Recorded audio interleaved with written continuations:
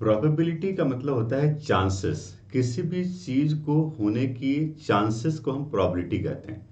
अब यदि प्रोबेबिलिटी की बात की जाए तो प्रोबेबिलिटी हमारे लिए कोई नया चैप्टर नहीं है, ये हमने क्लास 9th 10th 11th में पढ़ा। बट वहां पे प्रोबेबिलिटी बहुत आसान और सिंपल सा था। और प्रोबेबिलिटी में सिर्फ एक ही फॉर्मूला था, probability of any event is called number of favourable outcome divided by total number of outcome.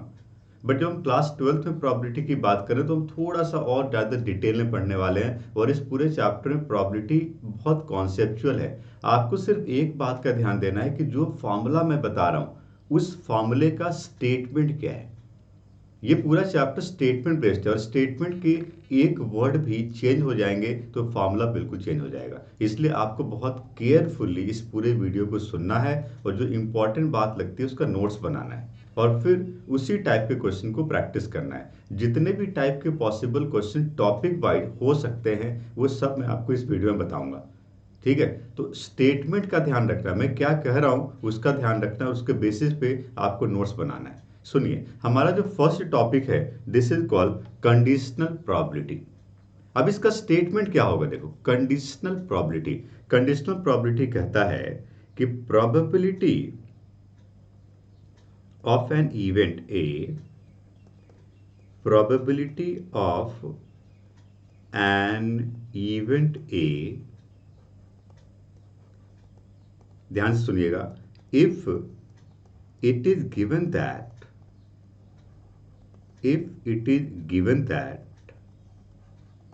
event B has already occurred, मतलब क्या हो रहा है यहाँ पर, इवेंट बी हो चुका है तो इवेंट ए को फाइंड करने का क्या चांसेस है। पढ़ो फिर से स्टेटमेंट को, probability of an event A if it is given that event B has already occurred. इसका मतलब यदि हम इसको सिंबल से रिप्रेजेंट करें तो इसका सिंबल होगा ए बाई बी। मतलब बी में से ए को आने का क्या चांसेस है। यदि इस बात को हम बेसिक प्रोबेबिलिटी के फॉर्मूले से समझें तो आप इसका एक वेन डायग्राम समझिए। मैं आपको फॉर्मूला बताता हूं बट पहले एक वेन डायग्राम समझो। ये हमारे पास इवेंट ए है और इवेंट बी है। क्या है क्वेश्चन, इवेंट ए का वो पार्ट जो इवेंट बी में बी हो चुका है उसमें से ए को फाइंड करना है। तो जो हो चुका है वो क्या हो जाएगा, वो डिनोमिनेटर में जाएगा, वो टोटल नंबर ऑफ आउटकम हो सकता है। ठीक है, और बी में कौन सा पार्ट है जो ए में भी आ रहा है, बी का कौन सा पार्ट ए में भी आ रहा है, this is A intersection B. तो मैं इसके फेवरेबल आउटकम को लिख सकता हूं probability of A intersection B. तो ये फॉर्मूला बन गया, this is the formula to find the conditional probability. तो जब भी किसी क्वेश्चन में ऐसा होता है कि find the probability of event A if it is given that event B has already occurred, इस सिचुएशन में आप इस फॉर्मूले को अप्लाई कर सकते हो। हाँ, जरूरी नहीं है कि आप पूरी प्रोबेबिलिटी फाइंड करो। इस फॉर्मूले को शॉर्टकट में हम ऐसा भी लिख सकते हैं कि number of element in A intersection B and divided by number of element in B. क्यों, क्योंकि इन दोनों में प्रोबेबिलिटी के फॉर्मूले का denominator number of element in sample space होगा, और सैंपल स्पेस को सैंपल स्पेस के साथ कैंसिल किया जा सकता है। इसलिए आप इस फॉर्मूले को आइदर प्रोबेबिलिटी के फॉर्म में या नंबर के फॉर्म में अप्लाई कर सकते हो। So this is the formula to find the conditional probability. इसको कब अप्लाई करेंगे, जो मैंने स्टेटमेंट में लिखा है उस स्टेटमेंट को यदि आप मैच कराते हो किसी क्वेश्चन में, तो जब भी किसी question it is given that, it is known that, इस तरह की सिचुएशन बनती है, ये एक इवेंट को होने के बाद दूसरा इवेंट हो रहा है, तब उस सिचुएशन में हम कंडीशनल प्रोबेबिलिटी लगाएंगे। मैं कुछ एग्जांपल आपको बताता हूं, सुनिए। मेरे पास एक क्वेश्चन है, पढ़िए। और die is thrown 3 times, okay, और डाई इज थ्रोन 3 टाइम्स मतलब सैंपल स्पेस में 216 आउटकम्स होंगे, और डाई इज थ्रोन 1 टाइम्स में 6 आउटकम होता है, और डाई इज थ्रोन 2 टाइम्स में 6 स्क्वायर आउटकम्स होता है, and die is thrown 3 times में 6 टू द पावर 3 आउटकम्स होंगे। Okay, event A and B are defined. Okay, तो अब देखो लास्ट लाइन को पढ़ो, find the probability of event A if it is given that event B has already occurred. मतलब हमें ए by B पता करना है, और इसको पता करने के लिए हमें इवेंट्स पता करना पड़ेगा। तो इवेंट ए और इवेंट बी पता करेंगे और इसके नंबर ऑफ एलिमेंट पता करेंगे। सुनिए, इवेंट ए क्या है, 4 on the third throw, okay, third throw पे 4 होना चाहिए, तो फर्स्ट एंड सेकंड पे कुछ भी हो सकता है। फर्स्ट एंड सेकंड पे 1 1 हो सकता है, फर्स्ट एंड सेकंड पे 1 2 हो सकता है, फर्स्ट एंड सेकंड पे 1 3 हो सकता है, और ऐसे बहुत सारे आउटकम होंगे। फर्स्ट एंड सेकंड पे 6 6 तक हो सकता है। कितने आउटकम होंगे? 36 आउटकम हुआ। So there are 36 outcome in the event A. कितने आउटकम हो गए? 36। देर आर 36 आउटकम, क्योंकि थर्ड पे 4 आना है, तो फर्स्ट सेकंड पे 1 1 1 2 1 3 अप टू 6 6, 36 आउटकम हो सकता है। इवेंट बी को पढ़िए, 6 on the first and 5 on the second. Okay, first and second fix है। फर्स्ट थ्रो पे 6 आएगा, सेकंड थ्रो पे 5 आएगा, थर्ड पे नहीं पता क्या आएगा। तो थर्ड पे क्या क्या हो सकता है? थर्ड पे 1 आ सकता है, ओके, थर्ड पे 2 आ सकता है, थर्ड पे 3 आ सकता है, थर्ड पे 4 आ सकता है, थर्ड पे 5 आ सकता है, या थर्ड पे 6 आ सकता है। मतलब यहाँ पे कितने आउटकम हो गए? 6 आउटकम हो गए। अब आपको पता करना पड़ेगा कि ए इंटरसेक्शन बी में कौन से आउटकम होंगे। A intersection B, A intersection मतलब कॉमन, एंड मतलब क्या हो गया? 4 on the third and 6 on the first and 5 on the second. मतलब यहाँ पर इन दोनों में सिर्फ एक ही कॉमन पार्ट होगा, वो होगा 6 5 4, क्योंकि थर्ड पे तो 4 होना था एंड फर्स्ट एंड सेकेंड पे 6 एंड 5 होना था। तो यहाँ पर जब मैं प्रोबेबिलिटी फाइंड करने जाऊंगा, कंडीशनल प्रोबेबिलिटी, तो मैंने आपको इसके लिए शॉर्टकट फार्मूला बताया। इसको आप लिख सकते हो number of element in A intersection B divided by number of element in B. So finally, we can say the conditional probability of A, if it is given that B has already occurred, is equal to 1 divided by 6. This is the final answer. Right? So probability of A, if it is given that B has already occurred, इसका answer क्या हो गया? 1/6 हो गया। आपने देखा conditional probability के question को किस तरह से सॉल्व करना है। और भी मैं एग्जांपल ले रहा हूँ, सुनो। अगला क्वेश्चन मेरे पास बहुत आसान सा क्वेश्चन है। इसमें हमें सैंपल स्पेस या इवेंट लिखने की जरूरत नहीं, सिर्फ नंबर से मतलब है। प्रोबेबिलिटी के किसी भी क्वेश्चन को सॉल्व करने के लिए, चाहे वो कितना से बड़ा क्वेश्चन हो, सबसे पहला काम है identify the formula, identify the topic. ये क्वेश्चन किस टॉपिक का है, और ये बात क्वेश्चन के लास्ट लाइन को पढ़ के पता चलता है। कौन सी line? Find the probability that, इसको पढ़ो और यहां से आपको इवेंट का पता चलेगा और क्या फाइंड करना है ये भी पता चलेगा। तो मैं लास्ट लाइन को पढ़ता हूं। What is the probability that, last को पढ़िए, what is the probability that it will be an easy question given that it is a multiple choice question। तो यहाँ पे हमारे पास दो इवेंट्स होंगे, event A and event B. Event A क्या हो गया? Easy question, okay, easy question. And event B क्या हो गया? Multiple choice question. तो इवेंट ए हो गया इजी क्वेश्चन और इवेंट बी क्या हो गया? Multiple choice question. मुझे पता करना है probability of A by B according to statement. ये बात हमें पता चल गई। अब A intersection B, A by B पता करने के लिए मुझे किन चीज़ों की ज़रूरत है? फॉर्मूले के अकॉर्डिंग मुझे number of element in A intersection B और number of element in B चाहिए। ओके, तो मैं यहाँ पे लिखता हूँ इस बात को इस तरह से कि मुझे चाहिए number of element in A intersection B and divided by number of element in B. A intersection B का मतलब क्या? इंटरसेक्शन का मतलब होता है कॉमन। इंटरसेक्शन का मतलब होता है common. A and B, what is A? Easy question. What is B? Multiple choice question, मतलब easy multiple choice question. A intersection B क्या हो गया? ए को पढ़ो इजी क्वेश्चन और बी को पढ़ो multiple choice question, and easy and multiple choice question. So how many easy multiple choice question are there? पढ़िए, पता करिए। How many easy multiple choice question? 500 easy multiple choice question are there. तो ये हो गया numerator. This is called A intersection B. Given information को identify करना है। ओके, बी का मतलब क्या है? Total multiple choice question. Okay, तो टोटल मल्टीपल चॉइस क्वेश्चन कितने होंगे? तो 500 एंड प्लस 400, ये टोटल मल्टीपल चॉइस क्वेश्चन होंगे। होगा कि नहीं? Easy multiple and difficult multiple choice question. तो ये हो गया टोटल, और ए इंटरसेक्शन भी इजी मल्टीपल चॉइस क्वेश्चन। ठीक है, तो फाइनली हमें जो मिला 500 and divided by we can say 900। Double zero को कैंसिल किया जाए तो answer will becomes 5/9। So final answer is what? 5/9। This is the conditional probability, it is called 5/9। समझ में आ गया? बस दो टाइप के क्वेश्चन मैंने आपको बताया। एक क्वेश्चन वो बताया जिसमें इवेंट्स के एग्जैक्ट एलिमेंट को लिखना पॉसिबल है, दूसरा मैंने बताया जिसमें नंबर से ही काम चल जाएगा, इवेंट को लिखने की जरूरत नहीं है। ठीक है, अगला क्वेश्चन, एक और क्वेश्चन मैं कंडीशनल पे ले रहा हूं।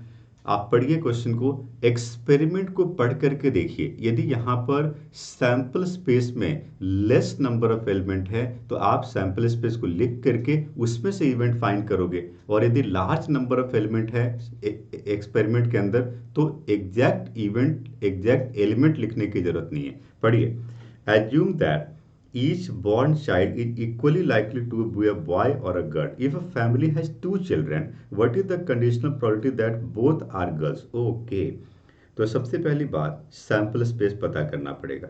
अब family has two children, okay, तो हो सकता है कि बोथ आर बॉयज, हो सकता है the first is boy and second is girl, हो सकता है the first is girl second is boy, या हो सकता है both are girls.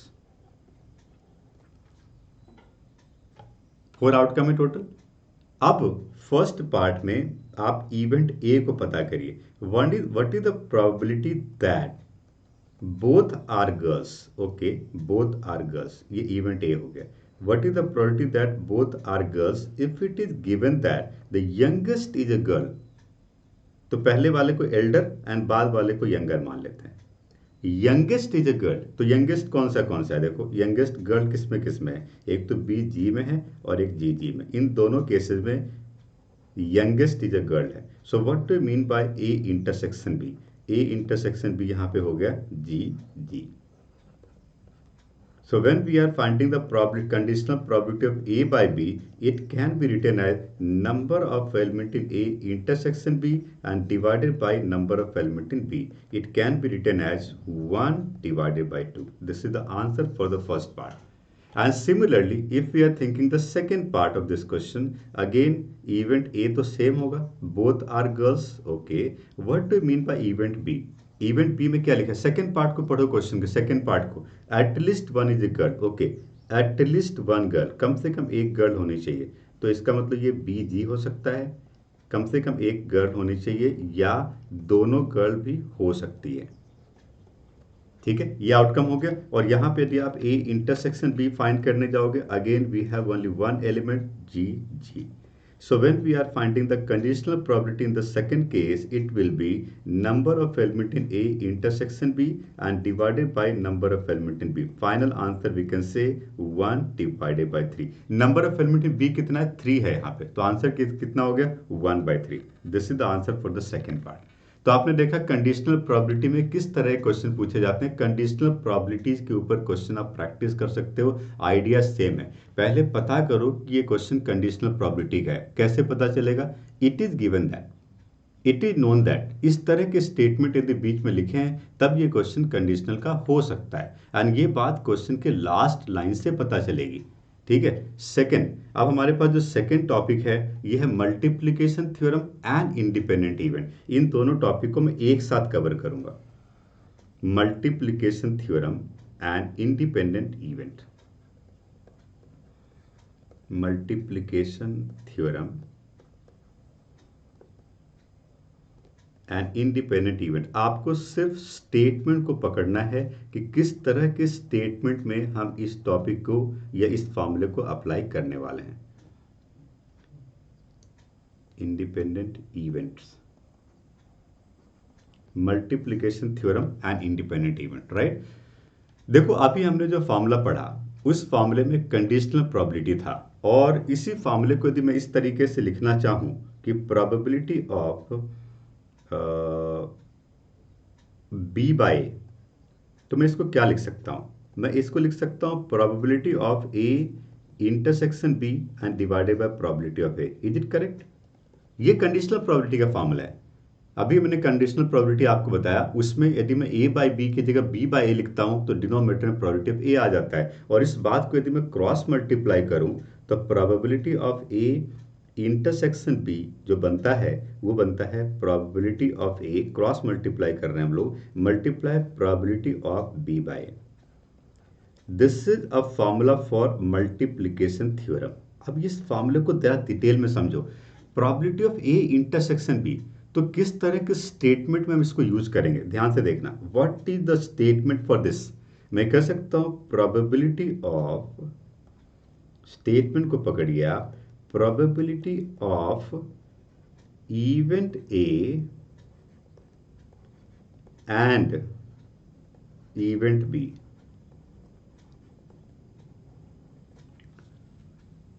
Probability of event A intersection वाला क्या, and event B. What is the answer? In the right hand side, we have probability of A as well as probability of B when it is given that A has already occurred. मतलब B की probability तब पता करो जब A हो चुका है. So B is depend on A. It is dependent event. कि दूसरा इवेंट फर्स्ट पे डिपेंड है। एक एग्जांपल सुनो, ध्यान से सुनना। मेरे पास एक बैग है और उस बैग के अंदर 5 रेड एंड 4 ब्लैक बॉल है। मैं कहता हूं कि 2 balls are drawn one by one and find the probability that both are red. Both are red. तो first red ball is drawn and second red ball is drawn. तो यहां पे and आ रहा है। First red ball is drawn, first red को बाहर रखो, and second red ball is drawn. इसको हम कहते हैं विदाउट रिप्लेसमेंट। मतलब जब फर्स्ट बॉल हम ड्रॉ कर चुके हैं तो बैग के अंदर अब सिर्फ 4 ही रेड बॉल बचे। तो सेकंड जब रेड बॉल ड्रॉ करने जाएंगे तो ये फर्स्ट के ऊपर डिपेंड होगा, इसलिए इसको डिपेंडेंट इवेंट कहते हैं। और जब भी किसी क्वेश्चन में विदाउट रिप्लेसमेंट यूज होता है तो इसका मतलब ये क्वेश्चन मल्टीप्लिकेशन थ्योरम का है, विदाउट रिप्लेसमेंट। इस वर्ड को जहां पर भी देखते हो आप इस फॉर्मूले को अप्लाई कर सकते हो। और इसी फॉर्मूले को इंडिपेंडेंट इवेंट में हम लिख सकते हैं, probability of event A intersection B is equal to probability of A multiply probability of B. यहां पर सेकेंड इवेंट फर्स्ट के ऊपर डिपेंड नहीं है। Probability of event A independent event में, probability of event A and event B, first red ball is drawn and second red ball is drawn. तो जब second red ball draw करने जाएंगे तो फर्स्ट को रिप्लेस कर चुके होंगे, तो बैक फिर से पहले जैसा हो जाएगा। तो सेकेंड ड्रॉ जो है वो फर्स्ट के ऊपर डिपेंड नहीं है, तो इसको हम इंडिपेंडेंट इवेंट कहते हैं। आप देख रहे हो फॉर्मूले में बी आ रहा है, बी बाय ए नहीं आ रहा है, बी आ रहा है, मतलब second is not dependent first. यहां पर हम इस फॉर्मूले को तब अप्लाई करेंगे जब विद रिप्लेसमेंट लिखा होगा क्वेश्चन में। तो ये एक बहुत ही इंपॉर्टेंट बात है, आप इस वर्ड को समझिए। विदाउट रिप्लेसमेंट में हम क्या लगाएंगे और विथ रिप्लेसमेंट में क्या लगाएंगे, इन दोनों के ऊपर मैं आपको एक एग्जांपल बताता हूं। मेरे पास एक क्वेश्चन है कि एक बैग के अंदर 5 रेड एंड 4 ब्लैक बॉल्स है। क्वेश्चन लिखा है find the probability of 2 red balls are drawn without replacement. 2 red balls are drawn successively one by one. तो पहले हम probability of A intersection B को क्या लिखेंगे, probability of first red ball is drawn multiply probability of second red ball is drawn when it is given that first red is already drawn. ध्यान से सुनिए, statement ही important है। नहीं समझ में आया तो रिवाइंड करके बार बार सुनो मैं क्या कह रहा हूं। Probability of first red ball is drawn, it is 5, ये 4 ब्लैक बॉल था, 5/9। Probability of first red ball is drawn is 5/9 multiply probability of second red ball is drawn if it is given that first red is already drawn. First red ball draw हो जाने के बाद इस बात के क्या chances है कि सेकंड बॉल पे रेड होंगे। तो सेकंड रेड बॉल क्या हो गया 4, क्योंकि रेड बॉल तो 4 ही बचा और टोटल बॉल कितना बचा 8। तो आवर आंसर वी कैन से कि इसको कैंसिल कर लो तो ये आ गया 5/18। तो ये क्वेश्चन था विदाउट रिप्लेसमेंट का। इसी क्वेश्चन को यदि मैं इंडिपेंडेंट इवेंट में पूछता तो एक वर्ड केवल चेंज करता मैं कि 5 रेड एंड 4 ब्लैक बॉल तो है, find the probability of 2 red balls are drawn with replacement. अब इस बात को ना प्रैक्टिकली सोचो कि विथ रिप्लेसमेंट का मतलब क्या होता है। विथ रिप्लेसमेंट का मतलब होता है कि जब सेकंड बॉल ड्रॉ करने जा रहे हो तो फर्स्ट ड्रॉ करने के बाद वापस पुट कर दिया उसको बैग के अंदर और फिर सेकंड ड्रॉ कर रहे हैं, तो second is not dependent first.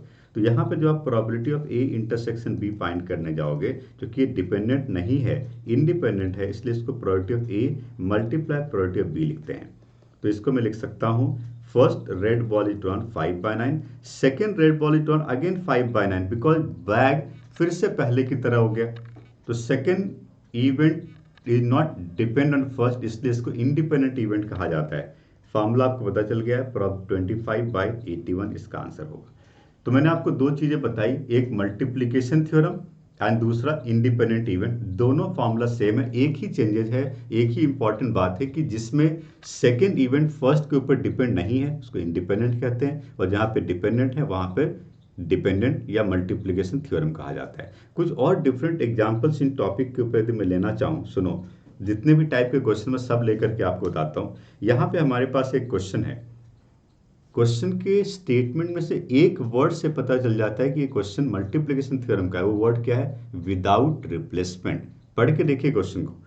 To cards are drawn at random and without replacement from a pack of 52 playing card, find the probability that both the cards are black. तो यहां पे जब मैं event लिखता हूं, event A and event B, both the cards are black, तो first black card is drawn,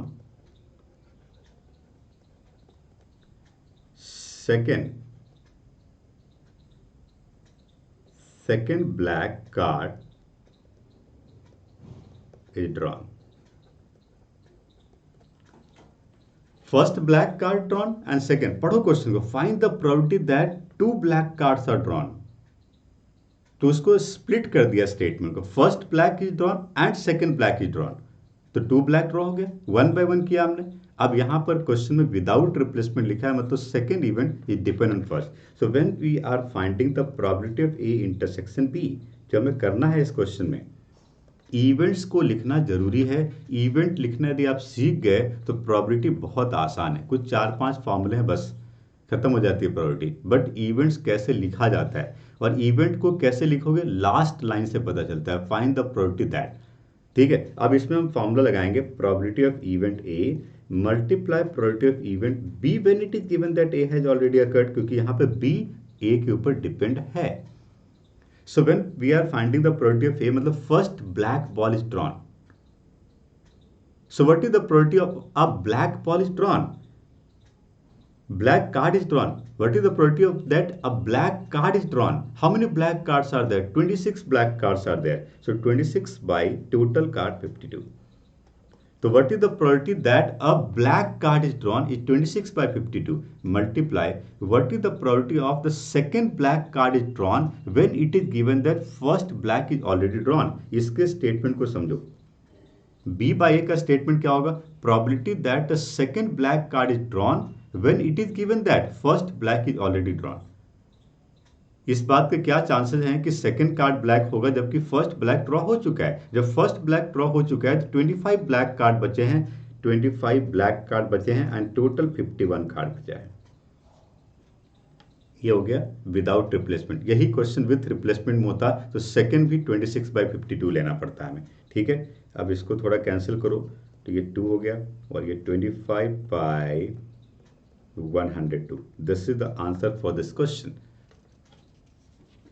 Find the probability that, इस line से ही पता चलता है हमें कि इवेंट्स को लिखना कैसे है एंड कौन सा टॉपिक का क्वेश्चन है और किस फॉर्मूले को अप्लाई करना है। और भी एग्जाम्पल मैं बता रहा हूँ, बड़े ध्यान से सुनते रहो, जो इंपॉर्टेंट बात लगती है नोट्स बनाते रहो, वीडियो को पूरा लास्ट तक देखो। थोड़ी बहुत दिक्कत आ सकती है कि प्रोबेबिलिटी बहुत कॉन्सेप्चुअल स्टेटमेंट बेस्ड टॉपिक है, फॉर्मूला बेस्ड बिल्कुल भी नहीं है, इसलिए आप सुनिए, आगे बढ़ते हैं। मैं कुछ और एग्जाम्पल आपको बताता हूँ। बहुत बढ़िया क्वेश्चन है ये, पढ़िए, बहुत बढ़िया क्वेश्चन, पढ़िए। A box of oranges is inspected by 3 randomly selected oranges drawn without replacement। Again ये क्वेश्चन मल्टीप्लीकेशन थ्योरम का है। ठीक है, if all the 3 oranges are good the box is approved for sale. तो हम क्या कर रहे हैं, प्रैक्टिकली एक्सपेरिमेंट को पकड़ो, प्रैक्टिकली एक्सपेरिमेंट को पकड़ो। हमारे पास एक बॉक्स है जिसमें 12 गुड एंड 3 बैड ऑरेंजेज है, ठीक है। और हम लोग क्या कर रहे हैं, हम लोग एक एक करके एक एक ऑरेंज को फाइंड किया और चेक किया क्या ये गुड है या बैड है। अब ये गुड है, साइड में रख दिया विदाउट रिप्लेसमेंट ना। दूसरा ऑरेंज फाइंड किया, गुड है या बैड, ये भी गुड है, हटा दिया। तीसरा ऑरेंज फाइंड किया, ये भी गुड है। यदि तीनों ही गुड है तो बॉक्स सेल के लिए अप्रूव हो जाएगा, और तीनों में से एक भी बैड हुआ तो अप्रूव नहीं होगा। तो इसका मतलब हमें जो फाइंड करना है, find the probability that the box will approve for sale. Approve कब होगा, जब तीनों गुड ऑरेंजेज होंगे। इसका मतलब यहाँ पे 3 इवेंट है, event A, event B and event C, और तीनों ही इवेंट पहले वाले के ऊपर डिपेंड है। तो यहां पर इवेंट ए का मतलब है first good orange is drawn, first good orange is drawn. यहां पर है second orange drawn is also good, is also good. And यहां पर है third orange drawn is also good, ठीक है। सो इसका मतलब ये probability of event A intersection B intersection C हमें पता करना है। क्या पता करना है, अब इन इवेंट्स को पढ़ के देखो, probability of first orange is good and second orange is good and third orange is good, हमें यही पता करना है। बट ये डिपेंडेंट है, तो इसका मतलब यहां पे फॉर्मूला लगेगा first good oranges multiply second good orange when it is given that first good orange is already drawn and multiply probability of third good orange is drawn when it is given that first and second good orange already drawn। 3 event का multiplication theorem है, इस तरह से फॉर्मूले को apply करना है। बहुत आसान है इसकी प्रोबेबिलिटीज को फाइंड करना। आप स्टेटमेंट में कन्वर्ट करिए। प्रोबेबिलिटी ऑफ ए का मतलब क्या हो गया, first good orange is drawn, क्या हो गया 12/15। प्रोबेबिलिटी ऑफ बी बाई ए का मतलब क्या है, second good orange is drawn when it is given that first orange good is drawn. Second good orange का क्या चांस है जबकि फर्स्ट गुड ऑरेंज ड्रॉ हो चुका है। How many good oranges are there, 11 and total is 14। तीसरा क्या है, C by A intersection B, मतलब third good orange is drawn when it is given that first and second good orange already drawn. तो good orange कितने बचे, 10 and total कितना बचा, 13। ठीक है जी, तो ये इसका आंसर हो गया। आप सिंप्लीफाई कर लो और आंसर को सिंपलेस्ट फॉर्म में लिख दो। तो मैं इसको क्या करूं, ये 6 और ये 7, ठीक है। ये 5 2 जा 10, 5 3 जा 15 एंड 3 2 जा 6, तो 11 4 जा 44 एंड डिवाइडेड बाय 91, ठीक है। कैलकुलेशन आप चेक कर लेना। तो आंसर 44/91 आ रहा है। तो आपने देखा यहां पर मैंने 3 इवेंट्स का मल्टीप्लिकेशन थ्योरम का क्वेश्चन आपको बताया विदाउट रिप्लेसमेंट। एक वर्ड इसमें है जो बता रहा है ये क्वेश्चन मल्टीप्लिकेशन थ्योरम का है। यदि विदाउट की जगह विथ रिप्लेसमेंट होता तो सेम क्वेश्चन किसका हो जाता, इंडिपेंडेंट इवेंट का हो जाता। चलिए आगे बढ़ते हैं। एक अगला नेक्स्ट एग्जाम्पल, बहुत बढ़िया क्वेश्चन, इसको सुनो ध्यान से। इवेंट्स को लिखना सीखो पहले। फाइंड द प्रोबेबिलिटी दैट, यहां से हमें इवेंट्स का पता चलता है। पढ़िए क्वेश्चन को। A fair coin and unbiased die are toss, एक क्वाइन एक डाई को टॉस किया, एक क्वाइन और डाई को एक साथ टॉस किया। How many possible outcomes are there, head 1, head 2, head 3, head 4, head 5, head 6, tail 1, tail 2, tail 3, tail 4, tail 5, tail 6, 12 outcomes are there. तो यहाँ पे सैंपल स्पेस में 12 आउटकम्स होंगे। कैसे, देखो, एक क्वाइन एक डाई को एक साथ थ्रो किया गया, तो H1 हो सकता है क्वाइन पे हेड डाई पे 1, क्वाइन पे हेड डाई पे 2, क्वाइन पे हेड डाई पे 3, क्वाइन पे हेड डाई पे 4, क्वाइन पे हेड डाई पे 5, क्वाइन पे हेड डाई पे 6। या ऐसा भी हो सकता है क्वाइन पे टेल डाई पे 1, क्वाइन पे टेल डाई पे 2, क्वाइन पे टेल डाई पे 3, क्वाइन पे टेल डाई पे 4, क्वाइन पे टेल डाई पे 5 एंड क्वाइन पे टेल डाई पे 6। कितने आउटकम्स हो गए? 12 आउटकम्स हो गए। A fair coin and an unbiased die are tossed, let A B the event, लिखा हुआ है बिल्कुल clear, A B the event head head appears on coin. Events जरूर लिखा करो किसी भी सोल्यूशन में। जब भी आप किसी क्वेश्चन का सोल्यूशन बोर्ड एग्जाम में कर रहे हो, आपको इवेंट्स को लिखना है पहले, इवेंट्स के बेसिस पे ही हमें आगे के सोल्यूशन को करना है। एंड इवेंट पी है 3 ऑन द डाई।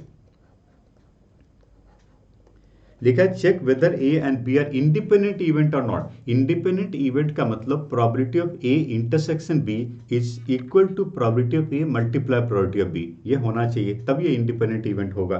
तो अब मैं यहाँ पर इन आउटकम्स को लिखता हूँ। तो इसका एक आउटकम क्या होगा? Head appears on the coin.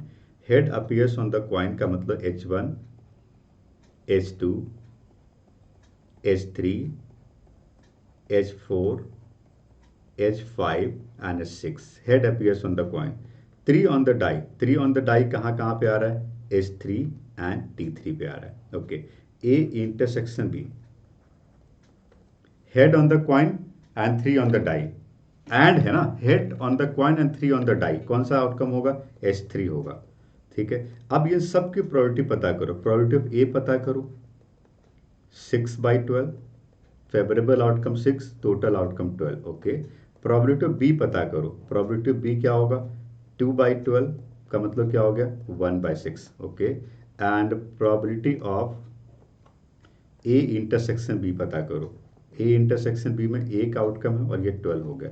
तो ये तीन चीजें हमें पता चल गई। क्या पता चल गया? Probability of A, probability of B and probability of A intersection B. अब चेक करो, चेक करो क्या probability of A multiply probability of B probability of A intersection B के इक्वल है? चेक करो। तो मैं यहाँ पे देख सकता हूँ 1/2 multiply 1/6 is equal to 1/12। Yes, it is equal to probability of A intersection B. तो आपने देखा probability of A multiply probability of B is equal to probability of A intersection B. इसका मतलब ये इंडिपेंडेंट इवेंट है। Question क्या था? Check whether these events are independent और नॉट। यदि probability of A intersection B probability of A multiply probability of B के इक्वल नहीं होता तो इंडिपेंडेंट इवेंट नहीं था, बट ये इक्वल है इसलिए इंडिपेंडेंट इवेंट है। तो इस तरह के क्वेश्चन बहुत बहुत ज़्यादा फ्रीक्वेंटली बोर्ड एग्जाम में पूछे जाते हैं। चलो अगला क्वेश्चन मेरे पास ये है, पढ़िए। अब ये क्वेश्चन विथ रिप्लेसमेंट का है। विथ रिप्लेसमेंट का मतलब क्या करते हो? जब फर्स्ट आपने ड्रॉ किया तो उसको वापस से बैग में रख दिया और फिर सेकंड ड्रॉ कर रहे हैं, तो सेकंड ड्रॉ फर्स्ट के ऊपर डिपेंड नहीं होता है। तो विथ रिप्लेसमेंट का मतलब हमेशा इंडिपेंडेंट इवेंट होता है। Second is not dependent first, third is not dependent first and second. पढ़िए क्वेश्चन को। 2 balls are drawn at random with replacement from a box containing 10 black and 8 red balls। एक box के अंदर 10 black and 8 red balls हैं। ठीक है, अब यहां पर आप सबसे पहले इवेंट्स को लिखिए, event A and event B. 2 balls are drawn। Question number A, both balls are red. Both balls are red का मतलब है first red ball is drawn, ठीक है, and second red ball is drawn. So हमें find करना है probability of A intersection B. Probability of first red ball is drawn and second red ball is drawn. First red ball is drawn and second red ball is drawn. So probability of A intersection B हो गया। और A intersection B को आप क्या लिख सकते हो? Probability of A multiply probability of B. क्यों? क्योंकि ये इंडिपेंडेंट इवेंट है और इंडिपेंडेंट इवेंट में ए इंटरसेक्शन बी का फॉर्मूला क्या होता है? Probability of A multiply probability of B. Independent event है क्योंकि विथ रिप्लेसमेंट लिखा हुआ था। Okay, so probability of first red ball is drawn क्या हो गया? 8/18। Probability of second red ball is drawn, it does not depend on first, it does not depend on first. First red ball draw करने के बाद उसको वापस bag में put किया और सेकंड रेड बॉल ड्रॉ कर रहे हैं, again it is 8/18। again it is 8/18, so we can say इसको कैंसिल कर लो 2 से, 4/9 and multiply 4/9, we can say 16/81। So प्रोबेबिलिटी क्या होगी, 16/81 होगी। सेकेंड पार्ट में क्या है, first is black and second is red. Okay, तो सेकेंड पार्ट भी ऐसे करो, दो इवेंट लिखो, event A and event B. Event A क्या होगा, first black ball is drawn, ठीक है, और इसमें क्या होगा, second red ball is drawn, ठीक है। So probability of A intersection B पता करना है। First black ball is drawn 10/18 and second red ball is drawn 8। देखो विथ रिप्लेसमेंट बहुत आसान होता है क्योंकि इसमें कोई डिपेंडेंसी है नहीं। Second is does not depend on first, तो सेकेंड को डायरेक्ट फाइंड करना है, ठीक है। तो ये बन गया आपके पास, इसको कैंसिल किया जाए तो 5/9 एंड मल्टीप्लाई 4/9 कितना हो गया, 20/81, ठीक है। और इसी तरह से थर्ड पार्ट में आप दो केसेस बनाओगे, क्या लिखा है, one of them is black and one is red. तो first is black second is red, दूसरा case first is red second is black, और इस तरह से आप थर्ड पार्ट का आंसर भी कर लोगे। तो मल्टीप्लिकेशन थ्योरम और इंडिपेंडेंट इवेंट के ऊपर हम क्वेश्चन कर रहे हैं एक साथ, दोनों टॉपिक के ऊपर। अगला क्वेश्चन सुनो, अगला क्वेश्चन बहुत बढ़िया क्वेश्चन है, this is a 5 star question. यहां पे क्वेश्चन के स्टेटमेंट में ये बात कहीं पे मेंशन नहीं है, ये क्वेश्चन मल्टीप्लिकेशन थ्योरम का है कि इंडिपेंडेंट का है, ये इवेंट्स डिपेंडेंट है या इंडिपेंडेंट है, ये बात क्वेश्चन के स्टेटमेंट में मेंशन नहीं है।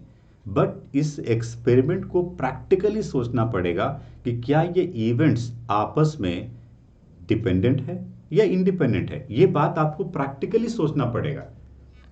तो अब यहां पर आप देख रहे हो कि 3 लोग टारगेट को हिट कर रहे हैं। फर्स्ट ने टारगेट को हिट किया, डार्ट बोर्ड पता है ना, डार्ट बोर्ड पे टारगेट को हिट कर रहे हैं। सेकंड ने टारगेट को हिट किया, तो फर्स्ट ने जो हिट किया उससे सेकंड को क्या मतलब, ये सभी लोग इंडिपेंडेंटली हिट कर रहे हैं। Second event does not depend on first and third does not depend on first and second. यहां पर ये क्वेश्चन इंडिपेंडेंट इवेंट का है। जब हम कोई दो स्टूडेंट किसी प्रॉब्लम को अलग अलग सॉल्व कर रहे हैं, इंडिपेंडेंट इवेंट होता है। जब दो या दो से ज्यादा लोग टारगेट को हिट कर रहे हैं, अलग अलग कर रहे हैं, ये डज नॉट डिपेंड होता है, यहाँ पे डिपेंडेंसी का कोई मतलब ही नहीं है। तो ये क्वेश्चन इंडिपेंडेंट इवेंट का है, ये बात आपको प्रैक्टिकली एक्सपेरिमेंट को पढ़ के समझना है। तो आप देखिए यहाँ पर मैं कहता हूँ गिवन सिचुएशन में कि प्रोबेबिलिटी ऑफ ए दिया हुआ है, क्या दिया हुआ है, 4/5। ए को टारगेट को हिट करने का चांसेस 4 आउट ऑफ 5 है, बी को टारगेट हिट करने का चांसेस 3 आउट ऑफ 4 है एंड सी को टारगेट हिट करने का चांसेस 2 आउट ऑफ 3 है। Calculate the probability that A B and C all may hit the target. Okay, probability of A can hit the target and B will hit the target and C will hit the target. तो first part में हमसे पूछा गया है कि तीनों ने target को हिट किया, A and B and C, और इंडिपेंडेंट इवेंट में इसका फॉर्मूला क्या बनेगा, probability of A multiply probability of B multiply probability of C. तो इसको मैं लिख सकता हूं 4/5 मल्टीप्लाई 3/4 और मल्टीप्लाई 2/3, ठीक है जी।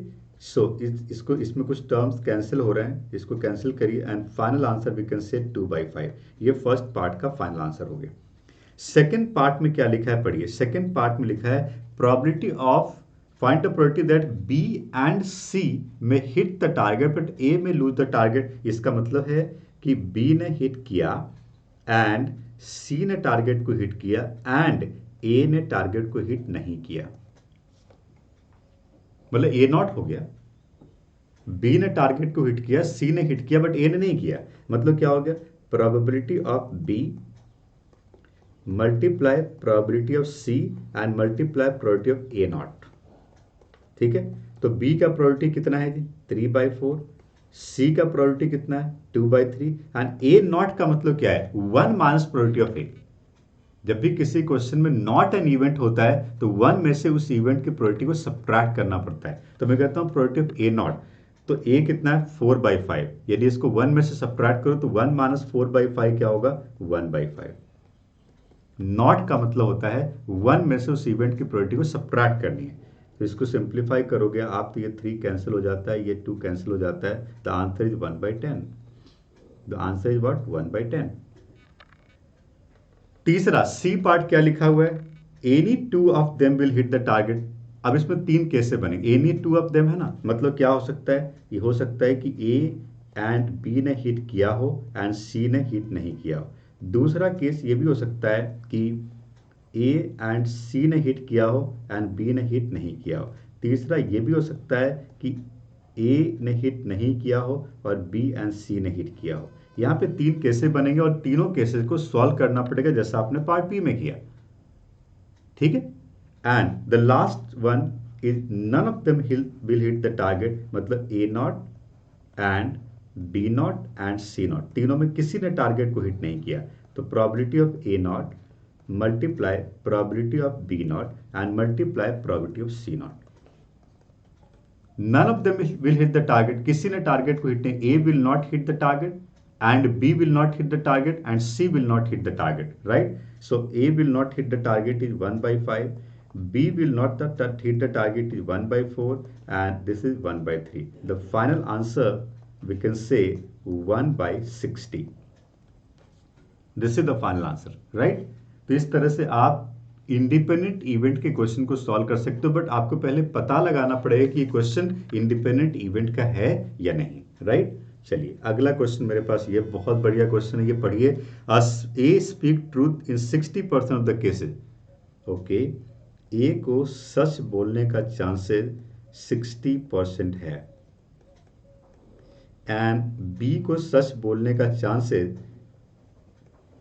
90% है। प्रोबेबिलिटी को हम परसेंटेज में भी लिख सकते हैं एंड परसेंटेज को फ्रैक्शन में कन्वर्ट किया जा सकता है। Okay, in what percentage of cases are they likely to contradict each other in stating the same fact? लग ही नहीं रहा है कि ये क्वेश्चन प्रोबेबिलिटी का है। एक्सपेरिमेंट को प्रैक्टिकली समझना पड़ता है। एक ही फैक्ट को बोल रहे हैं दोनों, बट इस बात के क्या चांसेस हैं कि उन दोनों का स्टेटमेंट कॉन्ट्राडिक्ट हो रहा है, मतलब दोनों अपोजिट स्टेटमेंट दे रहे हैं। तो यहां पे दो सिचुएशन बनती है। पहला सिचुएशन ये बनता है कि ए सच बोल रहा होगा एंड बी सच नहीं बोल रहा होगा, कॉन्ट्राडिक्ट हो जाएगा।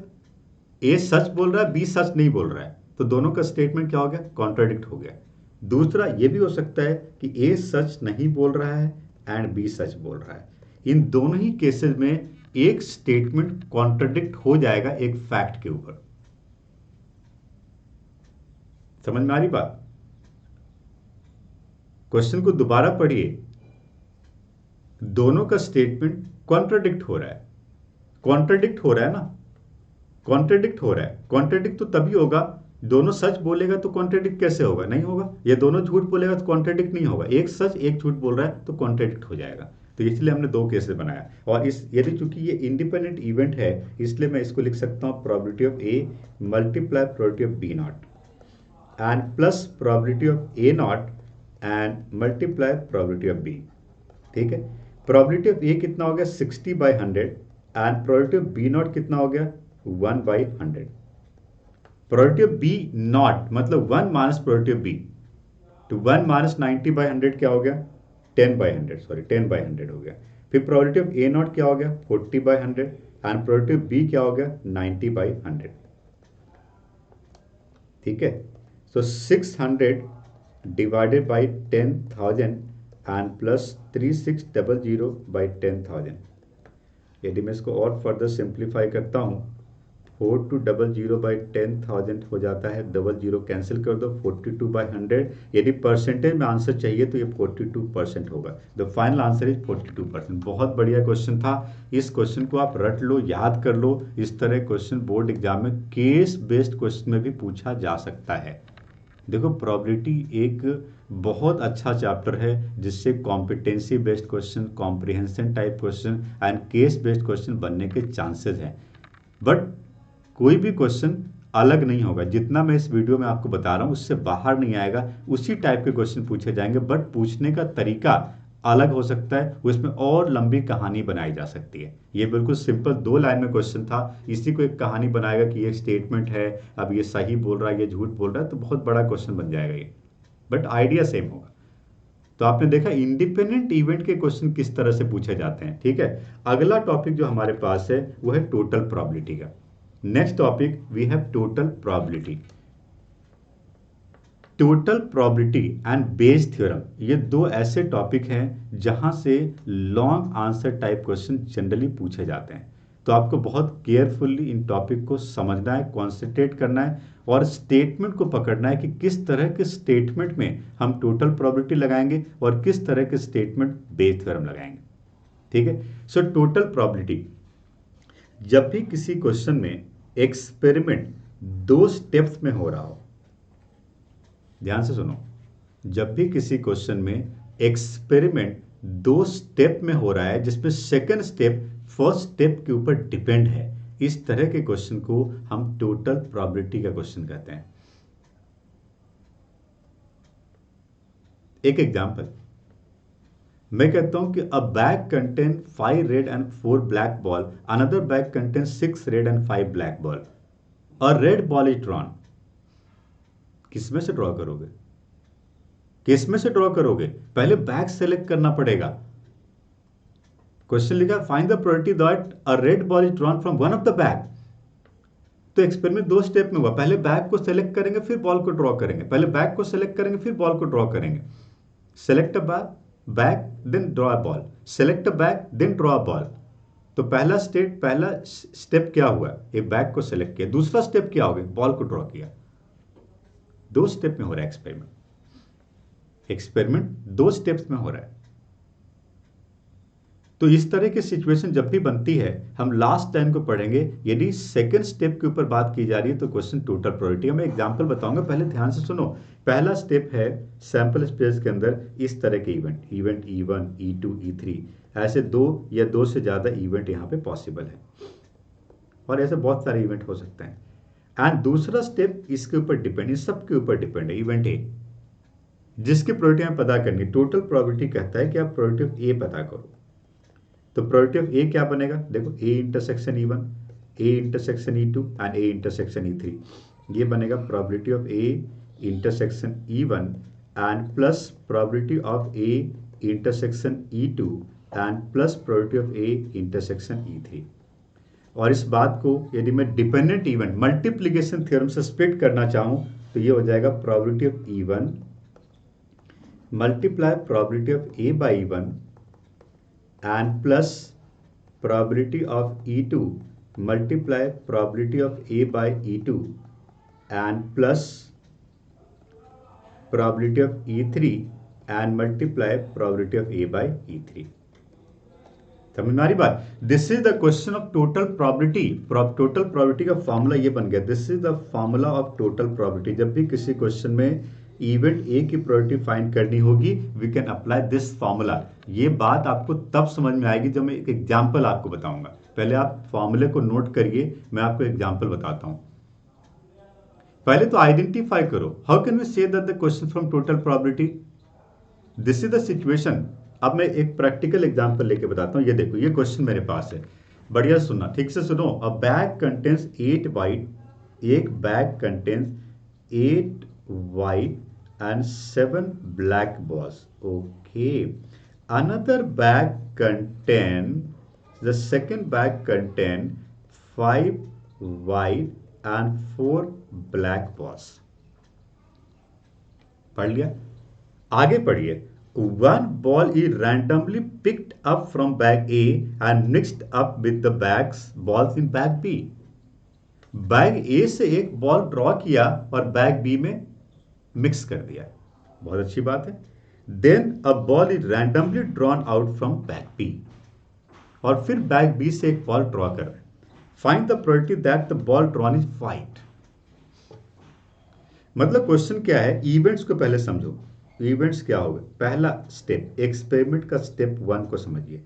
आपने बैग 1 से एक बॉल ड्रॉ करके बैग बी में पुट किया है, तो बैग 1 से आप क्या ड्रॉ कर सकते हो? बैग 1 से आप व्हाइट ड्रॉ कर सकते हो या ब्लैक ड्रॉ कर सकते हो। There are 2 events. एक्सपेरिमेंट के स्टेप 1 में 2 इवेंट है। Either we can draw a white ball from bag 1 और we can draw a black ball from bag 1। There are 2 possibility. तो मैं कह सकता हूं one white ball is drawn from bag 1। दूसरा ये भी हो सकता है कि हम एक ब्लैक बॉल ड्रॉ करें, we can say one black ball is drawn from bag 1। Okay, इसके बाद जब ये बॉल ड्रॉ करके बी में पुट कर दिया, बैग 2 में पुट कर दिया, अब जो सेकंड स्टेप हो रहा है कि मैं एक वाइट बॉल ड्रॉ करूंगा। कहां से? बैग 2 से। अ white ball is drawn from bag 2। और इसी बात की प्रोबेबिलिटी हमें पता करनी है। तो हमें किसकी प्रोबेबिलिटी फाइंड करनी है? We have to find the probability of find a white ball from bag 2। ये क्वेश्चन के लास्ट लाइन में लिखा है, मतलब प्रोबेबिलिटी ऑफ ए पता करना है। बिल्कुल क्लियर है कि ये क्वेश्चन टोटल प्रोबेबिलिटी का है। समझ में आ गया? इवेंट्स को लिखना सीखोगे तब क्वेश्चन बहुत इजीली सॉल्व होगा। चलिए, अब मैं जब प्रोबेबिलिटी ऑफ ए फाइंड करने जाऊंगा तो मैं यहां पर देखूंगा कि इसका हमारे पास जो फॉर्मूला है प्रोबेबिलिटी ऑफ ए का, ये है probability of event E1 multiply probability of event A by E1 and plus probability of event E2 and multiply probability of A by E2। ठीक है जी। सो प्रोबेबिलिटी ऑफ E1 का मतलब क्या है? One white ball is drawn from bag 1। Okay, bag 1 से एक white ball draw किया 8/15। देखो ना क्वेश्चन में बैग 1 में कितने वाइट बॉल है। और A/1 का मतलब क्या है? Probability of one white ball is drawn from bag 2 when a ball is transferred. A white ball, जब एक व्हाइट बॉल ट्रांसफर होकर बैग 2 में आ गया तो बैग 2 से एक व्हाइट बॉल ड्रॉ करने का चांसेस 6/10 हो गया। जब बैग 1 से एक व्हाइट बॉल को बैग 2 में डाल दिए तो बैग 2 से एक व्हाइट बॉल ड्रॉ करने का चांसेस क्या बना? ठीक है, प्रोबेबिलिटी ऑफ इवेंट E2 क्या है? One black ball is transferred, तो 7/15। ठीक है, A/E2 कॉम्प्लिकेटेड है, ध्यान से सुनो। A/E2 का मतलब है a black ball is drawn from bag 1 to bag 2 and then a white ball is drawn from bag 2। Okay, so 5/10। जब एक ब्लैक बॉल ट्रांसफर किया गया बैग 2 में तो बैग 2 से एक व्हाइट को ड्रॉ करने का चांसेस क्या है? तो पहले एक ब्लैक को ट्रांसफर कर दो बैग 2 में और फिर देखो बैग कैसा बना, वहां से एक व्हाइट बॉल ड्रॉ करो। ठीक है, तो ये देखो क्या बना, 48 + 35/150। तो 8 + 5 13, 83/150। ये आपका आंसर हो गया। सो टोटल प्रोबेबिलिटी के क्वेश्चन को देखो, बहुत आसान है यदि आप मेरी पूरी बात को ध्यान से सुने हो, एक्सपेरिमेंट को पूरा अंडरस्टैंड करो, बहुत आसान है।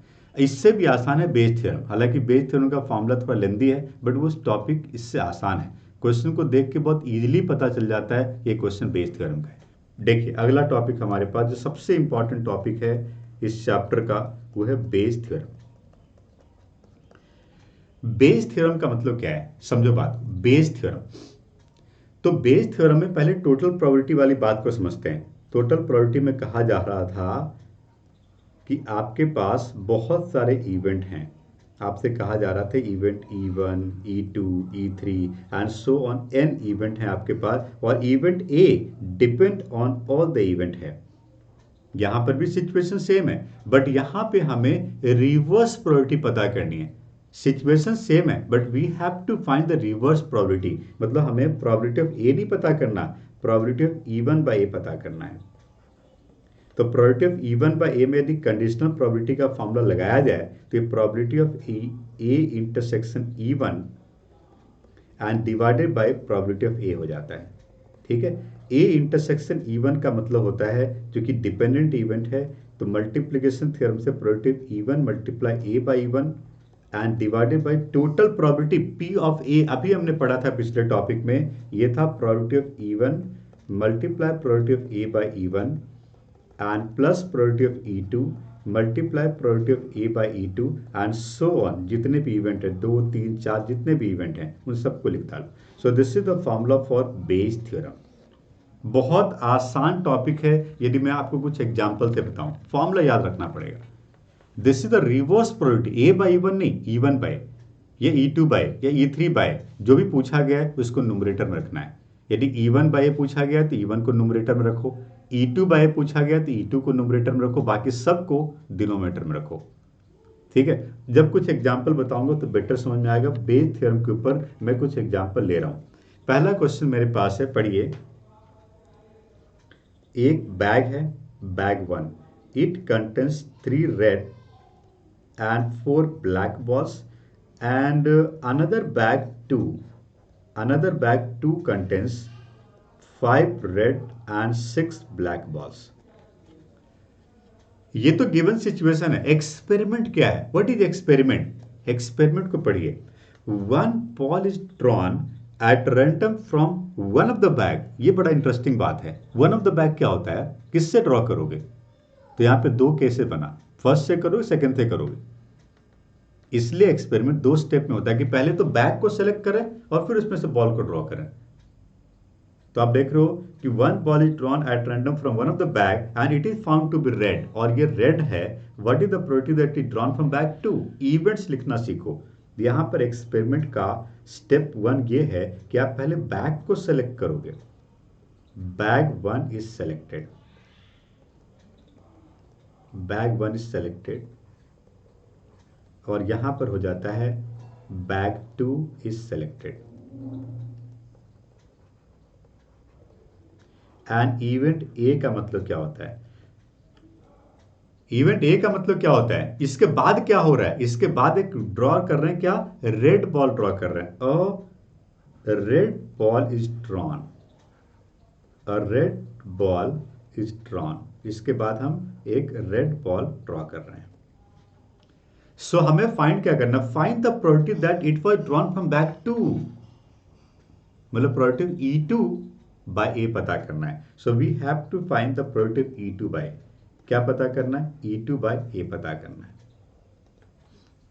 और प्रोबेबिलिटी E2 बाय ए को फाइंड करने के लिए जिन इंफॉर्मेशन को कलेक्ट करना है वो इंफॉर्मेशन ये है। हमें प्रोबेबिलिटी E1 चाहिए, हमें प्रोबेबिलिटी ऑफ E2 चाहिए, हमें probability of A by E1 पता होना चाहिए, और हमें probability of A by E2 पता होना चाहिए। यदि ये सब हमें पता है, so we can apply the Bayes theorem. What do mean by probability of E1? Bag 1 is selected, 1/2। What do mean by probability of E2? Bag 2 is selected, 1/2।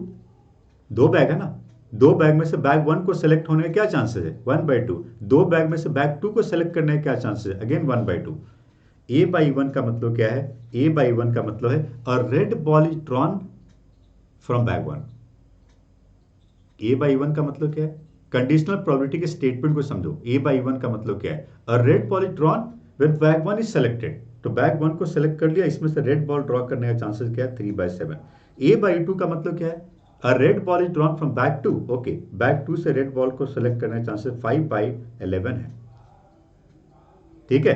अब आप बेस थ्योरम का फॉर्मूला इसमें लगाइए। By using Bayes theorem we can say the probability of E2 by A can be written as probability of E2 multiply probability of A by E2 divided by probability of E1 multiply probability of A by E1 and plus probability of E2 and multiply probability of A by E2। ठीक है। So probability E2 क्या हो गया? 1/2। A by 2 क्या हो गया? 5/11। ठीक है। फिर 1/2 मल्टीप्लाई A बाई 1 क्या है? 3/7 एंड प्लस 1/2 मल्टीप्लाई 5/11। ठीक है जी। इसको सिंप्लीफाई करिए तो आपका आंसर हो गया सिंप्लीफाई करो 5/22 बाई, एक काम करो 1/2 को कैंसिल कर लेते हैं पहले, इतना लेंदी क्यों करना। 1/2 न्यूमरेटर से डिनोमिनेटर से कैंसिल कर लो, तो इट इज 5/11 5, 3/7 प्लस 5/11। सिंप्लीफाई कर लो, you will get the answer. Simplify कर लो। ठीक है जी। सो प्रोबेबिलिटी बेस्ड थ्योरम के क्वेश्चन को किस तरह से सॉल्व करेंगे आपने देखा। सबसे पहले इवेंट्स को लिखो, इवेंट्स के 2 स्टेप्स को लिखो, और उसके बाद पता करो कि फाइंड करना क्या है। और क्वेश्चन में बताता हूं, सुनो। अगला क्वेश्चन मेरे पास है, इन अ टेस्ट, बहुत बढ़िया क्वेश्चन है। In a test and examinee either guesses और कॉपी और know the answer. Of course एक मल्टीपल चॉइस टेस्ट आप लिख रहे हो तो आपके पास 3 ऑप्शन है, या तो आपको आंसर पता होगा, या तो आप आंसर गेस करोगे, या बगल वाले का देख के लिख दोगे। तीन सिचुएशन हो सकती है, तीन सिचुएशन हो सकती है। पहला स्टेप वन क्या है, देखो स्टेप वन में यहाँ पे तीन सिचुएशन है, E1 है, E2 है और E3 है। पहला सिचुएशन है कि आइदर आप आंसर को गेस करोगे, गेस इज द आंसर। दूसरा है कॉपी द आंसर, एंड तीसरा है नो द आंसर। तीन सिचुएशन है, या तो आंसर को गेस करोगे, या कॉपी करोगे, या आपको आंसर पता है। आगे पढ़ते हैं। फोर चॉइसेस है। Okay, the probability that he make guesses is 1/3 and probability that he copy the answer 1/6. The probability that his answer is correct given that he copied the answer is 1/8.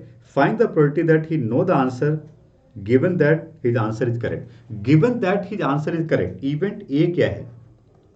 His answer is correct. His answer is correct. ये हमारा event A है। Last line को पढ़ो, find the probability that he no the answer. Okay, find the probability that he no the answer if it is given that his answer is correct. मतलब हमें probability E3/A पता करना है। Last line से पता चला कि ये क्वेश्चन बेस थ्योरम का है और हमें E3/A पता करना है। और E3/A को पता करने के लिए हमें 6 चीजें चाहिए। हमें क्या क्या चाहिए? इवेंट E1 की प्रोबेबिलिटी क्या होगी, इवेंट E2 की प्रोबेबिलिटी क्या होगी, इवेंट E3 की प्रोबेबिलिटी क्या होगी, इवेंट A/E1 की प्रोबेबिलिटी क्या होगी, इवेंट A/E2 की प्रोबेबिलिटी क्या होगी, और इवेंट A/E3 की प्रोबेबिलिटी क्या होगी। ये 6 चीजें हमें चाहिए। सो what do mean bye E1? Probability of he guesses the answer. पढ़ो, पता करो गेसेस द आंसर कितना है। The probability that he make the guesses 1/3। Probability that he copy the answer, ये कितना है? 1/6। एंड अब बचा नो द आंसर। देखो इन तीनों इवेंट की प्रोबेबिलिटी का सम हमेशा 1 होना चाहिए। कौन सा तीन? E1, E2, E3। तो E1 1/3 है, सॉरी E1 1/3 है, E2 1/6 है, E3 नहीं पता, और इन तीनों का सम 1 होता है। तो probability of E3 is called 1 minus 1/3 minus 1/6। यदि मैं 6 एलसीएम लेता हूं तो 6 माइनस 2 माइनस 1, 3/6 इज 1/2। ये 1/2 हो गया।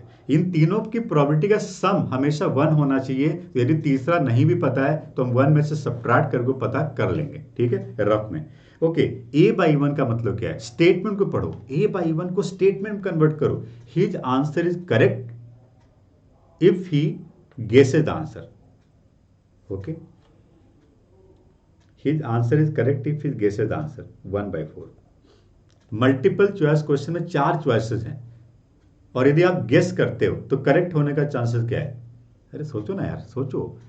एक मल्टीपल चॉइस क्वेश्चन में 4 ऑप्शन है और आपने इसको गेस किया तो करेक्ट होने का चांसेस क्या है? 1/4। यदि 5 ऑप्शन होता तो 1/5, 2 ऑप्शन होता ट्रू फॉल्स तो 1/2, बट 4 ऑप्शन था इस क्वेश्चन में। दूसरा A/2 का मतलब क्या है? His answer is correct if he copy the answer. ये क्वेश्चन में दिया हुआ है 1/8। पढ़ो क्वेश्चन के स्टेटमेंट को, थर्ड लास्ट लाइन में दिया है 1/8। एंड A/3 का मतलब क्या है? His answer is correct if it is given that he no the answer. यदि उसको आंसर पता है तो करेक्ट होने का चांसेस क्या है? It is a sure event. यदि उसको आंसर पता है तो करेक्ट होने का चांसेस क्या है? 1 है। It is a sure event. ये सारे इंफॉर्मेशन मिल गए। अब यहां पे मुझे लिखना पड़ेगा bye using Bayes theorem. Bye Bayes theorem, bye Bayes theorem it is probability of E3/A। Formula पहले जरूर लिखो और फिर वैल्यूज को पुट कर दो। E3/A का मतलब न्यूमरेटर में लिखना पड़ेगा probability of E3 multiply probability of A/E3 divided by probability of E1 multiply probability of A/E1 and plus probability of E2 multiply probability of A/E2 and plus probability of E3 and multiply probability of A/E3। इन सब की value put कर दो तो ये बन गया 1/2 multiply 1 divided by 1/2 multiply 1/4 and plus 1/2 multiply 1/8 and plus 1/2 multiply 1। इन सबको simplify करो, you will get the final answer, right. तो आपने देखा बेस थ्योरम में 3 इवेंट्स के ऊपर जो क्वेश्चन आता है उसको हम किस तरह से सॉल्व करते हैं। एक्सपेरिमेंट को पढ़ के पता चल जाता है कि क्या एक एक्सपेरिमेंट 2 स्टेप्स में हो रहा है, स्टेप 1 देन स्टेप 2, तब ये क्वेश्चन बेस थ्योरम का होता है। और भी एग्जांपल मैं आपको बताता हूँ। अगला क्वेश्चन मेरे पास ये है, पढ़ो। देयर आर 3 क्वाइंस, ओके, हमारे पास 3 क्वाइन है। वन इज ए 2-हेडेड क्वाइन जिसमें दोनों फेसेस पे हेड है। Another is a biased coin जिसमें 75% टाइम हेड ही आता है। एंड तीसरा एक अनबाइस्ड क्वाइन है जिसमें 50% चांस है हेड आने का। तो हमारे पास 3 क्वाइन है, वी हैव 3 क्वाइंस। एक तो 2-हेडेड है, एक में 75% हेड आने का चांसेस है एंड तीसरा में 50-50 चांसेस हेड एंड टेल आने का। 3 क्वाइन हमारे पास, okay. One of the 3 coin is selected at random and tossed. 2 step में हो रहा है। पहले तो एक क्वाइन को सेलेक्ट करोगे फिर उसको टॉस करोगे। अब मैं कहता हूं कि हमारे पास 3 क्वाइन है, टॉस करो। अरे तो टॉस किसको करोगे, टॉस किसको करोगे? पहले क्वाइन सेलेक्ट करना पड़ेगा। 2-हेडेड सेलेक्ट किया फिर टॉस किया, या बाइस्ड क्वाइन सेलेक्ट किया फिर टॉस किया, फिर अनबाइस्ड सेलेक्ट किया फिर टॉस किया। तो पहले सेलेक्ट हो रहा है क्वाइन, उसके बाद क्वाइन टॉस हो रहा है। तो इसलिए एक्सपेरिमेंट 2 स्टेप्स में है। पहला स्टेप क्या है इवेंट का, 3 इवेंट बनेंगे यहां पे।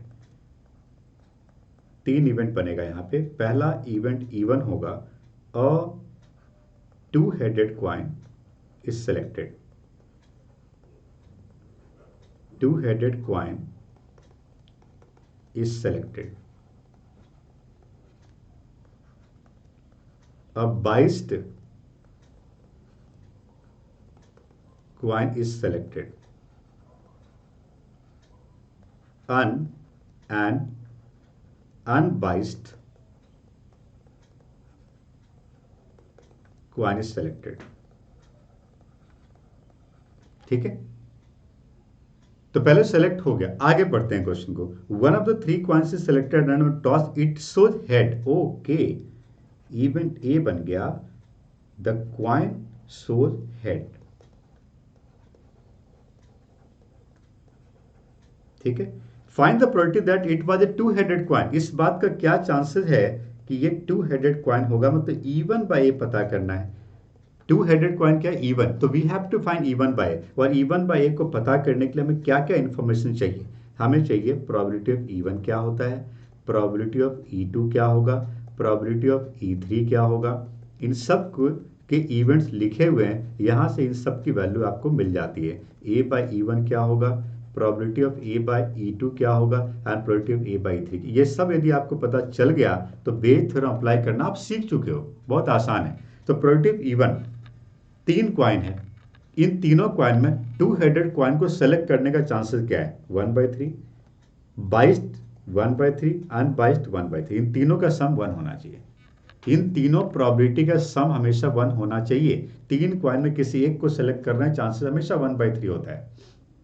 आगे, what do mean by A by E one? A by E one को स्टेटमेंट में कन्वर्ट करो। ए का मतलब है a coin shows head, A by E one. The conditional probability से आप इसको स्टेटमेंट में कन्वर्ट करो। Probability of A by E one का मतलब है कि probability of a head comes up if it is given that a 2-हेडेड क्वाइन इज सेलेक्टेड। यदि 2-हेडेड क्वाइन को सेलेक्ट किया तो इस पे हेड आने का चांसेस क्या है, इट इज श्योर इवन।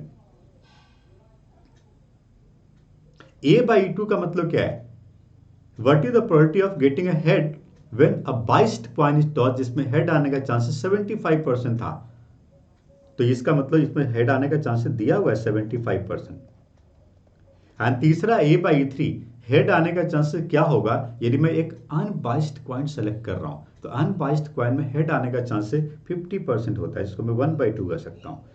ठीक है, यदि आप इन तीनों के डिनोमीटर को सेम रखोगे तो आपका कैलकुलेशन आगे बहुत आसान हो जाता है। तो इसको आप 4/4 रखिए, ये 3/4 है, और इसको 2/4 रखिए। और इसकी इसकी वैल्यू के लिए आप पुट करोगे बेस थ्योरम के फॉर्मूले में तो आपका कैलकुलेशन बहुत इजी हो जाएगा। तो लास्ट में आप लगाइए बेस थ्योरम और अप्लाई करिए formula, you will get the answer, right. तो बेस थ्योरम का क्वेश्चन बहुत इंटरेस्टिंग आपको लग रहा होगा, धीरे धीरे आपको बात समझ में आ रही है। इसी टाइप के क्वेश्चन और प्रैक्टिस करो और समझ में आएगा। अगला क्वेश्चन मेरे पास है, one card a card from pack of 52 playing card is lost. Okay, experiment का स्टेप 1 को समझो क्या है। एक्सपेरिमेंट का स्टेप 1, एक कार्ड लॉस्ट हो गया। तो ये जो कार्ड लॉस्ट हुआ ये क्या हो सकता है? ये हार्ट हो सकता है, ये डायमंड हो सकता है, ये स्पेड हो सकता है, ये क्लब हो सकता है। देयर आर 4 पॉसिबिलिटी बिकॉज 4 तरह के कार्ड होते हैं, diamond, heart, spade and club. Question क्या लिखा है? वन कार्ड इज लॉस्ट, हमें नहीं पता कौन सा लॉस्ट हुआ, मतलब यहां पर 4 इवेंट्स बन रहा है। There are 4 events in this, E1, E2, E3 and E4। तो मैं कह सकता हूं डायमंड इज लॉस्ट, ठीक है, या हार्ट इज लॉस्ट, या स्पेड इज लॉस्ट, या club is lost. There are 4 possibility. एक डायमंड लॉस्ट हो सकता है, एक हार्ट लॉस्ट हो सकता है, एक स्पेड लॉस्ट हो सकता है, या एक क्लब लॉस्ट हो सकता है। तो यहां पे आप 4 इवेंट लिखोगे। पहला लिखोगे डायमंड इज लॉस्ट, दूसरा हो सकता है 1 हार्ट इज लॉस्ट, तीसरा हो सकता है 1 स्पेड इज लॉस्ट, फोर्थ हो सकता है 1 क्लब कार्ड इज लॉस्ट। ठीक है, फ्रॉम द रिमेनिंग कार्ड, अब एक लॉस्ट होने के बाद from the remaining card 2 cards are drawn and found to be both diamond. Okay, तो इसका मतलब लॉस्ट होने के बाद क्या कर रहे हैं? 2 डायमंड्स आर ड्रॉन कर रहे हैं हम लोग, 2 डायमंड कार्ड्स आर ड्रॉन। एक लॉस्ट होने का 2 डायमंड ड्रॉ कर रहे हैं। ये एक्सपेरिमेंट का स्टेप 2 है, एक लॉस्ट हो गया, इसके बाद हम क्या कर रहे हैं? ठीक है, find the probability of the lost card being a diamond. इस बात का क्या चांसेस हैं कि जो लॉस्ट कार्ड होगा वो डायमंड होगा, मतलब प्रोबेबिलिटी ऑफ E1/A पता करना है। जब भी किसी क्वेश्चन में एक से ज्यादा इवेंट को, एक से ज्यादा चीजों को एक साथ सेलेक्ट करते हैं, यहां पे कॉम्बिनेशन लगाना पड़ता है। Selecting 2 things at random, we should apply the combination. Again यहां पे 8 चीजें आपको पता करनी पड़ेगी। Probability of E1, probability of E2, probability of E3, probability of E4 and probability of A/E1, A/E2, A/E3 and A/E4। यदि ये सारी चीजें आपने पता कर ली, then we can find the probability of E1/A। Okay, तो मैं यहां पर क्या करूंगा? मैं यहां पे प्रोबेबिलिटी ऑफ E1 पता करता हूं, प्रोबेबिलिटी ऑफ E2 पता करता हूं, प्रोबेबिलिटी ऑफ E3 पता करता हूं एंड प्रोबेबिलिटी ऑफ E4 पता करता हूं। ठीक है, फिर मैं यहाँ पे कॉम्बिनेशन को यूज करके प्रोबेबिलिटी ऑफ A/E1 पता करूंगा, फिर प्रोबेबिलिटी ऑफ A/E2 पता करूंगा मैं, फिर प्रोबेबिलिटी ऑफ A/E3 पता करेंगे एंड फिर प्रोबेबिलिटी ऑफ A/E4 पता करेंगे। ये सारी प्रोबेबिलिटी पता करनी पड़ेगी। सबसे पहले प्रोबेबिलिटी ऑफ E1, और diamond is lost. How many total cards are there? 52। इसमें हाउ मेनी डायमंड? 13। तो 13 डायमंड हमारे पास होता है, तो ये 13/52 हो गया। A heart is lost, again 13/52। A spade is lost, 13 spades are there. A club is lost, 13 clubs are there. तो ये सब बन गया 1/4, 1/4, 1/4 एंड 1/4। इन सब का सम हमेशा 1 होना चाहिए। इस बात को चेक करके ही आप आगे बढ़ना है, क्योंकि total probability and Bayes theorem, इन दोनों ही टॉपिक में ये इवेंट्स एक्सक्लूसिव एंड एग्जॉस्टिव होना कंपलसरी है, इसलिए इन सभी का सम हमेशा 1 होना चाहिए। Okay, what do mean bye A/E1? A/E1 सुनो, कंडीशनल प्रोबेबिलिटी से A/E1, ए क्या था? 2 डायमंड्स आर ड्रॉन। ए क्या हो गया? 2 diamonds are drawn when it is given that a diamond is lost. एक डायमंड को लॉस्ट होने के बाद 2 डायमंड को फाइंड करने का पॉसिबिलिटी क्या है? 2 डायमंड को लॉस्ट, एक डायमंड लॉस्ट हो गया, 13 में से एक लॉस्ट हो गया, कितने बचे? 12। एंड 12 में से 2 डायमंड को आपको सेलेक्ट करना है, तो 12C2 and divided bye 51C2। दूसरा, A/2 का मतलब क्या है? अ diamond is lost, sorry, a heart is lost, 2 diamond को ड्रॉ करना है। एक हार्ट लॉस्ट को 2 डायमंड को ड्रॉ करना है। तो डायमंड तो अभी 13 है ना, 13C2 बाई 51C2। ठीक है। A/3 का मतलब क्या है? A/3 का मतलब क्या है कि 2 diamonds are drawn when a spade is lost. Spade lost हुआ ना, डायमंड तो अभी 13 है, 13C2 by 51C2 and the last one is 13C2 by 51C2। इन सारे कॉम्बिनेशंस को सॉल्व कर लो एनसीआर के फॉर्मूले से और बेस थ्योरम में पुट कर दो। That will be the final answer. Calculation part आपको खुद से करना है, आप कर लोगे। कैलकुलेशन करिए, इन सभी कॉम्बिनेशन को सॉल्व करिए पहले और बेस थ्योरम में इसकी वैल्यू को पुट कर दीजिए। E1 बाई ए पता करना है, E1 बाई ए के लिए हम बेस थ्योरम लगा देंगे। राइट, चलिए अगला क्वेश्चन। अब ये क्वेश्चन बेस थ्योरम का है, ध्यान से सुनना पड़ेगा आपको। बहुत छोटा सा स्टेटमेंट है, बहुत बड़ा क्वेश्चन है। A is known to speak truth 3 out of 5 times. He throw a die and reports that it is 1. Find the probability that it is actually 1. Find the probability that it is actually 1. तो यहां पे दो चीजें हो सकती है। Die results 1 and it is not 1. 1 आ सकता है या 1 नहीं आ सकता है, और इवेंट एक है। क्योंकि ये झूठ भी बोल रहा है, हमेशा सच नहीं बोलता है। मतलब ही रिपोर्ट्स दैट इट इज 1, ये इवेंट ए है। His report is 1। Find the probability that it is actually 1। पढ़ो क्वेश्चन को। When it is given that he reports that it is 1, मतलब हमें क्या पता करना है? E1 बाय पता करना है। क्या पता करना है? E1 bye. क्वेश्चन लिखा है find the probability that it is actually 1 if he said it is 1। E1 by पता करना है, और E1 बाय पता करने के लिए मुझे 4 चीजें पता करनी पड़ेगी। प्रोबेबिलिटी ऑफ E1 क्या है, प्रोबेबिलिटी ऑफ E2 क्या है। अब इसके स्टेटमेंट को आप ध्यान से सुनिएगा, तभी ये पूरी बात आपको ठीक से समझ में आएगी। मैं आपको बहुत डिटेल में समझा रहा हूं, सुनिए। प्रोबेबिलिटी ऑफ E1 का मतलब क्या है? What do mean by probability of E1? A die results it is 1, okay, it is 1/6। It is not 1, it is 5/6। 1 आने का चांसेस 1/6 है और 1 नहीं आने का चांसेस 5/6 है। ओके, A/1 का मतलब क्या है? A/1 स्टेटमेंट में कन्वर्ट करो। He report that it is 1 if it is actually 1, मतलब सच बोल रहा है। A/1 का मतलब क्या है? वो कह रहा है कि 1 है and it is given that it is actually 1। 1 आया था और 1 कह रहा है, मतलब सच बोल रहा है। और सच बोलने का चांसेस क्या है? 3/5। A/2 को स्टेटमेंट में कन्वर्ट करो। A/2 का मतलब it is 1। He report that it is 1 but it is given that it is not 1। 1 नहीं आया है बट ये कह रहा है कि 1 आया। He report that it is 1 but it is not 1, मतलब ये झूठ बोल रहा है। इसका चांसेस क्या है? 2/5। 2 स्टेप में थी बात है, डायरेक्ट नहीं था, 2 स्टेप में हमें करना पड़ा। सो बाय बेस थ्योरम, यहां पे जरूर लिखा करो हर एक क्वेश्चन में कि by Bayes theorem probability of E1 by can be written as probability of E1। Formula जरूर लिखा करो, उसके बाद इसकी वैल्यू पुट करो। A/1 probability of E1 multiply probability of A/1 and plus probability of E2 and multiply probability of A/E2। ठीक है जी। सो प्रोबेबिलिटी ऑफ E1 कितना हो गया? देखो 1/6 multiply 3/5 divided by 1/6 multiply 3/5 and plus 1/6 multiply 2/5। ये बन गया 3/5। Final answer this is 3/5। तो ये इसका फाइनल आंसर हुआ।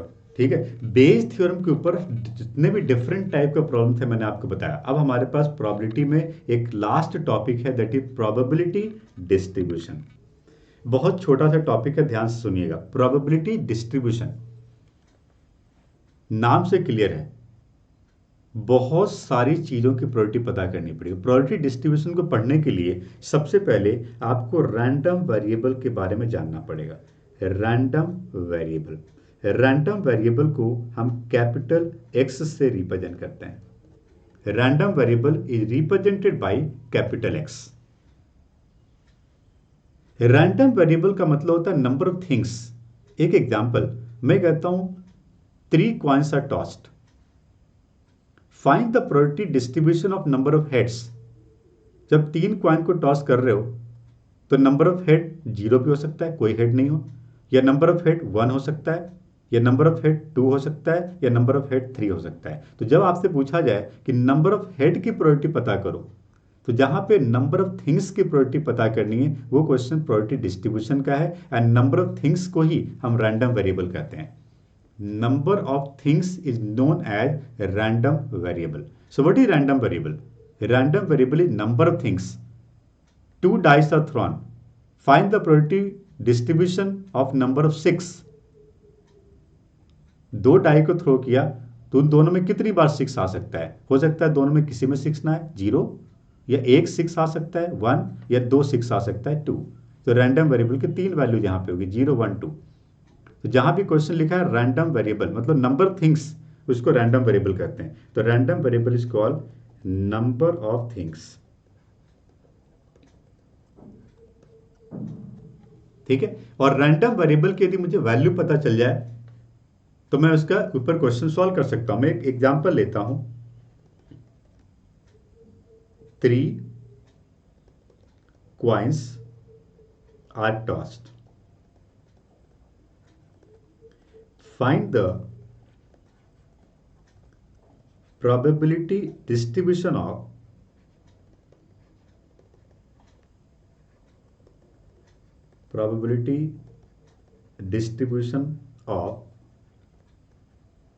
number of heads। ठीक है। पहली बात, जब 3 कॉइन को टॉस करोगे तो 8 आउटकम्स होंगे। इन 8 आउटकम्स के सैंपल स्पेस को लिखता हूं मैं पहले, HHH, HHT, HTH, HTT, THH, THT, TTH and TTT। ठीक है। 3 coins are tossed. Random variable यहां पे क्या है? रैंडम वेरिएबल यहां पर है नंबर ऑफ हेड्स। ठीक है। तो नंबर ऑफ हेड क्या क्या हो सकता है? नंबर ऑफ हेड 0 हो सकता है, कोई भी हेड नहीं है। नंबर ऑफ हेड 1 हो सकता है, नंबर ऑफ हेड 2 हो सकता है, और नंबर ऑफ हेड 3 हो सकता है। इन सब की प्रोबेबिलिटी आपसे पूछी गई, मतलब probability of getting no heads. There is only 1 outcome out of 8 जिसमें कोई भी हेड नहीं है, TTT। Okay. Probability of number of head is 1। अब काउंट करो कौन से एलिमेंट में नंबर ऑफ हेड 1 है। तो मैं काउंट करता हूं 1 2 3, इन तीनों में नंबर ऑफ हेड 1 है, तो ये 3/8 हो गया। Probability of number of heads is 2। 2 head किसमें 3 outcome, 3/8। And probability of number of heads is 3, एक आउटकम है, 1/8। ये हो गया प्रोबेबिलिटी डिस्ट्रीब्यूशन। इन सब की प्रोबेबिलिटी हमने फाइंड कर ली। और याद रखो प्रोबेबिलिटी डिस्ट्रीब्यूशन में जब भी आप ये सारी प्रोबेबिलिटी फाइंड कर लेते हो, इन सभी का सम हमेशा 1 होना चाहिए। Sum must be 1। Sum of probability must be 1। यदि 1 नहीं आया तो आपने कुछ गलती की होगी।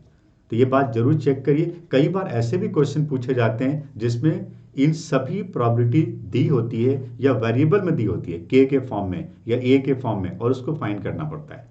इसलिए ये एक बहुत इंपॉर्टेंट प्रॉपर्टी है कि sum of all the probability distribution is always 1। तो आपने देखा प्रोबेबिलिटी डिस्ट्रीब्यूशन का मतलब क्या है और किस तरह के क्वेश्चन प्रोबेबिलिटी डिस्ट्रीब्यूशन से सॉल्व करना है। जब भी लिखा है find the probability of getting number of things या find the probability distribution of getting number of things, वहां पर ये क्वेश्चन प्रोबेबिलिटी डिस्ट्रीब्यूशन का होगा। ठीक है। मैं कुछ एग्जांपल आपके सामने रखता हूं। मेरे पास एक क्वेश्चन है, 2 cards are drawn successively। Successively का मतलब क्या होता है? 1 by 1 with replacement from a well shuffled deck of 52 playing card। यहाँ पे 3 तरह के क्वेश्चन आ सकते हैं। 2 कार्ड आप विथ रिप्लेसमेंट ड्रॉ कर रहे हो 1/1, या 2 कार्ड आप विदाउट रिप्लेसमेंट ड्रॉ कर रहे हो 1/1, या दोनों कार्ड को रैंडमली एक साथ ड्रॉ कर रहे हो। अभी मैंने पिछले एग्जाम्पल में आपको बताया जब एक साथ ड्रॉ करते हैं तो कॉम्बिनेशन लगता है, और 1/1 करते हैं तो विथ रिप्लेसमेंट या विदाउट रिप्लेसमेंट का कॉन्सेप्ट लगता है। ठीक है, find the probability distribution of number of aces. Okay, तो यहां पर x का मतलब क्या है, रैंडम वेरिएबल है नंबर ऑफ एसेट, ये हमारे पास रैंडम वेरिएबल है। ओके, सो x की वैल्यू क्या हो सकती है, there is no ace. x का वैल्यू क्या हो सकता है, देयर इज 1 एस, और x की वैल्यू क्या हो सकती है, both R S. So probability of not an S, probability of number of S is 0। तो यहां पे सैंपल स्पेस क्या होगा, आप 2 कार्ड ड्रॉ कर रहे हो, चलो एक काम करते हैं, इसको अलग अलग करते हैं।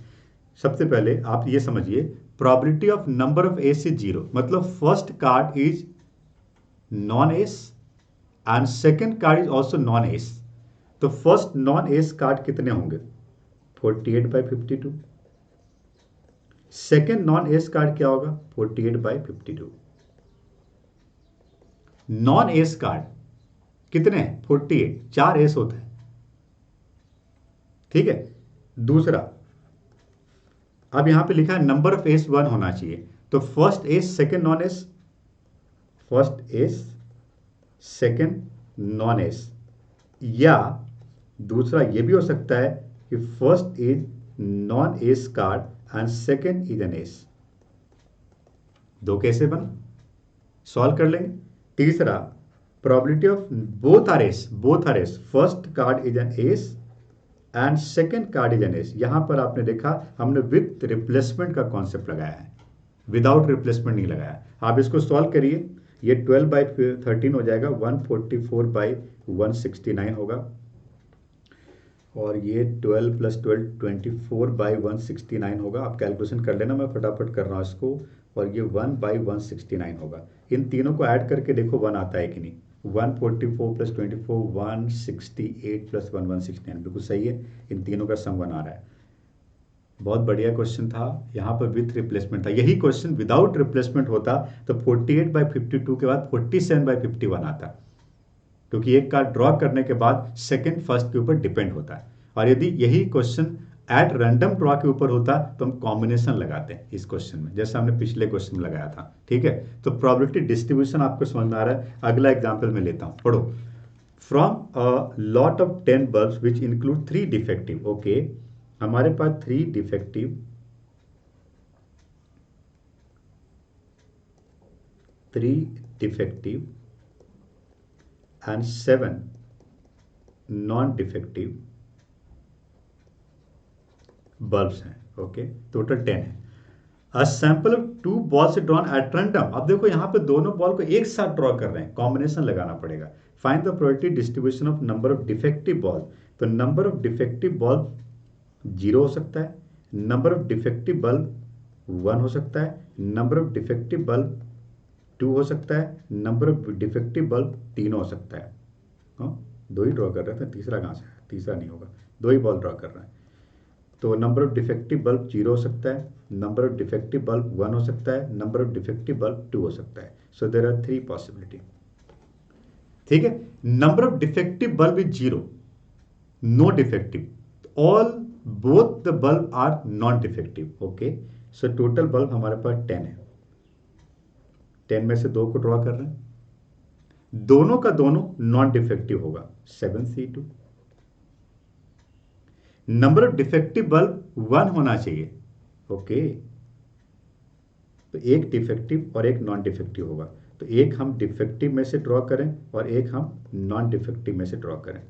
3C1 × 7C1, both are defective, मतलब क्या होगा 3C2/10C2। इन सारे कॉम्बिनेशन को सॉल्व करके हम आंसर तक पहुंचे, और आंसर आने के बाद इन तीनों को ऐड करके जरूर चेक करेंगे कि इन तीनों का सम 1 आ रहा है कि नहीं। ठीक है जी, कॉम्बिनेशन सॉल्व करना आपको आता है। अब देखो प्रोबेबिलिटी डिस्ट्रीब्यूशन में एक और इंपॉर्टेंट बात कई बार पूछी जाती है कि ऑल्सो फाइंड द मीन। कई बार ऐसे भी क्वेश्चन आते हैं, ऑल्सो फाइंड द मीन, और मीन को हम यहां पर एक्सपेक्टेशन भी कहते हैं, जिसको कैपिटल ई से रिप्रेजेंट किया जाता है।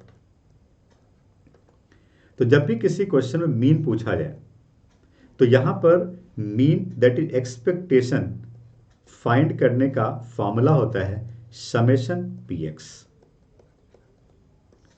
This is the formula to find the mean, summation P X. तो यहां पे दो कॉलम बनाओ, एक तो रैंडम वेरिएबल एक्स का कॉलम बनाओ और एक उन सब की प्रोबेबिलिटी का कॉलम बनाओ और उन दोनों कॉलम को मल्टीप्लाई करके ऐड कर दो, that is called the mean. तो जितने ही प्रोबेबिलिटी डिस्ट्रीब्यूशन के क्वेश्चन है उन सभी क्वेश्चन में मीन भी पूछा जा सकता है। जैसे यदि इस क्वेश्चन में हमसे मीन पूछा जाता तो हम क्या करते, यदि हमसे पूछा जाता मीन पता करो, तो मैं यहाँ पे दो कॉलम बनाता एक्स एंड पी का। एक्स यहाँ पे क्या था 0, 1 एंड 2 और इनकी प्रोबेबिलिटी क्या थी 144/169, 24/169 एंड 1/169। और जब मुझे मीन पता करना होता तो मैं एक और कॉलम बनाता पी एक्स का, मल्टीप्लाई कर देता पी एक्स को 24/169 और ये बन गया 2/169।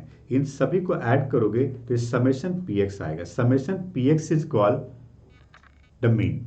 ठीक है, तो ऐड करो कितना हो गया 26/169 और इसको 13 से कैंसिल कर दिया तो 2/13 आएगा। This is called the mean. Mean को हम कैपिटल ई से यहाँ पे रिप्रेजेंट करते हैं। तो आंसर क्या आ गया 2/13। सो जब भी किसी क्वेश्चन में मीन पता करना हो पहले आप प्रोबेबिलिटी डिस्ट्रीब्यूशन की सारी वैल्यूज पता कर लो, दो कॉलम बनाओ एक्स एंड पी का, दोनों को मल्टीप्लाई करके ऐड कर दो, you will get the mean. ठीक है, यदि मीन के ऊपर एक एग्जांपल मैं लेना चाहूँ, यहाँ पे मेरे पास एक क्वेश्चन है, पढ़िए। अ क्लास है 15 student whose ages are given. Okay, one student is selected in such a manner that each has the same chances of being selected and the age x of the selected student is recorded. What is the probability distribution of random variable x and find the mean? तो पहली बात यहाँ पर edges क्या क्या है उसका एक कॉलम बनेगा x। तो एजेस यहाँ पे क्या क्या है 14 years, 15 years, 16 years, 17 years, 18 years, 19 years, 20 years and 21 years। ये हमारे पास एजेस है और इन सभी एजेस की प्रोबेबिलिटी आपको पता करनी पड़ेगी। क्योंकि क्वेश्चन क्या है, पहले प्रोबेबिलिटी डिस्ट्रीब्यूशन पता करो और इन सब का मीन पता करो। तो मैंने पहले ही कॉलम बना दिया। अब देखो 14 वाले कितने स्टूडेंट हैं 1 2, तो इसकी प्रोबेबिलिटी क्या आएगी 2/15। ओके, 15 ईयर्स वाले कितने स्टूडेंट हैं काउंट करो 1, ओनली 1, तो 1/15। 16 ईयर्स वाले कितने स्टूडेंट है काउंट करो 1 2, इट इज 2/15। 17 ईयर्स वाले कितने स्टूडेंट है 1 2 3, तो इट इज 3/15। 18 ईयर्स वाले कितने स्टूडेंट हैं इट इज 1/15। 19 ईयर्स वाले कितने स्टूडेंट हैं इट इज 1 2, 2/15। 20 ईयर्स वाले कितने स्टूडेंट हैं it is 1 2 3, it is 3/15। And 21 years वाले कितने स्टूडेंट हैं इट इज 1/15। इन सबको काउंट करके चेक करो कि इन सबका सम 1 आ रहा है कि नहीं। जरूर चेक करो, हो सकता है कोई कैलकुलेशन मिस्टेक हो जाए, काउंटिंग मिस्टेक हो जाए। 2 + 1 3 + 2 5 + 3 8 + 1 10 + 2 12 + 3 16 कहाँ से आ गया 3 + 2 5 + 3 8 + 1 9 + 2 11 + 3 14 15। यस करेक्ट है। सो इन सभी का सम 1 आ रहा है 15/15। हमसे क्या पूछा गया प्रोबेबिलिटी डिस्ट्रीब्यूशन फाइंड कर लिया हमने। फर्स्ट पार्ट का आंसर मिल चुका है। अब सेकंड पार्ट है ऑल्सो फाइंड द मीन। तो मीन फाइंड करने के लिए मैं पी एक्स पता करूंगा। इन सब को ऐड कर दो 28/15, 15/15 कैंसिल मत करना ताकि एडिशन ईजी हो। 36, 32/15, 51/15, 18/15, 38/15, 60/15 एंड 21/15। तो mean is called summation P x. ठीक है, ऐड कर लो